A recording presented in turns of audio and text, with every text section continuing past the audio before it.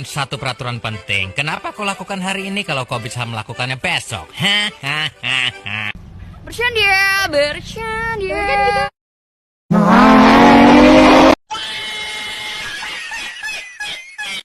Anda ingin sukses? Anda ingin maju?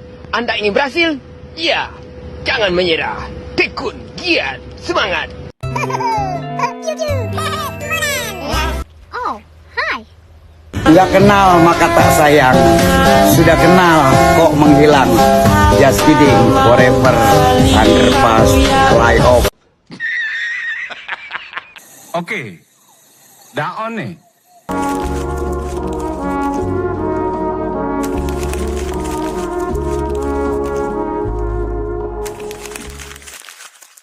Assalamualaikum warahmatullahi wabarakatuh. Perkenalkan, nama saya Abdali Fahmi, juga sering dipanggil Fahmi. Alamat asal saya dari Desa Pasatalo, Kecamatan Elotalo, Kabupaten Seluma. Saya sebagai mahasiswa di Universitas Negeri Fatmawati Soekarno Bengkulu. Pada kesempatan kali ini saya akan menyampaikan presentasi mengenai sumber dan dalil hukum Islam pertama.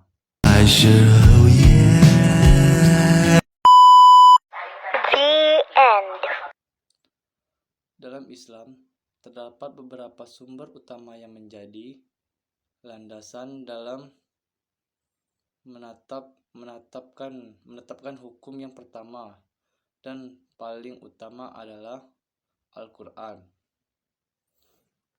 Al-Quran sebagai sumber hukum Islam pertama. Al-Quran adalah kitab suci umat Islam yang diturunkan kepada Nabi Muhammad SAW sebagai petunjuk hidup bagi seluruh umat manusia.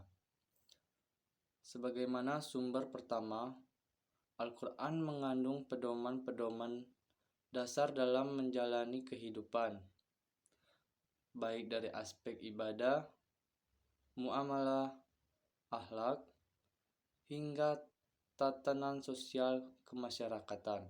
Sebagai pedoman utama, Al-Quran mengandung nilai-nilai universal yang relevan sepanjang masanya. Tidak hanya mengatur hubungan manusia dengan Allah Subhanahu wa Ta'ala, tetapi juga memberikan tuntunan yang jelas tentang bagaimana kita seharusnya berperilaku dalam kehidupan sosial, dengan mencakup berbagai aspek kehidupan seperti etika, hukum, dan keadilan. Al-Quran berperan sebagai kompas moral bagi umat Islam dalam menegaskan prinsip-prinsip keadilan dan kebajikan. Dalil yang menunjukkan bahwa Al-Quran adalah sumber hukum pertama terdapat dalam firman Allah di dalam surat Al-Maidah ayat 48 yang berbunyi, "Dan kami telah menurunkan kitab Allah yaitu Al-Quran kepada dengan membawa kebenaran, membenarkan apa yang sebelumnya yaitu kitab-kitab yang diturunkan sebelumnya, dan batu ujian terhadap kitab yang lain itu. Maka putuskanlah perkara mereka menurut apa yang Allah turunkan." Quran Surah Al-Maidah ayat 48.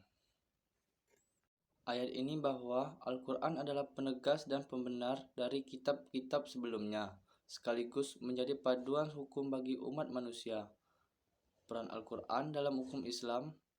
Al-Quran berfungsi sebagai landasan hukum yang paling kuat karena berasal langsung dari Allah Subhanahu wa Ta'ala. Di dalamnya terdapat aturan-aturan yang sifatnya qat'i atau tegas dan tidak boleh diubah, serta zahni, terbuat untuk interpretasi ulama. Al-Quran mencakup prinsip-prinsip utama yang dijadikan dasar dan dalam merumuskan hukum syariat seperti hukum ibadah seperti tata cara sholat, puasa, zakat, dan haji. Hukum muamalah seperti jual beli, pernikahan, warisan, dan sebagainya.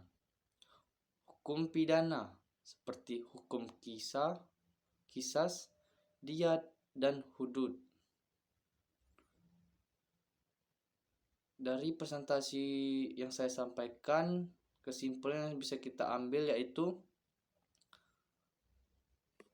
Al-Quran sebagai sumber hukum Islam pertama memberikan panduan yang lengkap dan menyeluruh bagi umat manusia.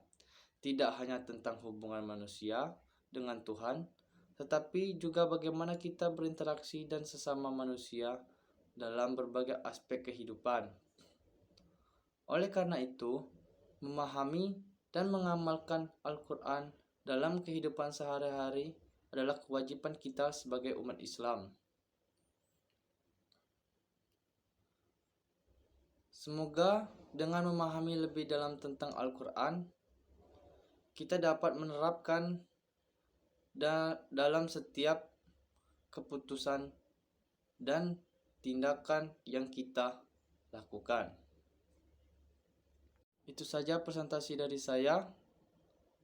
Saya akhiri. Wassalamualaikum warahmatullahi wabarakatuh.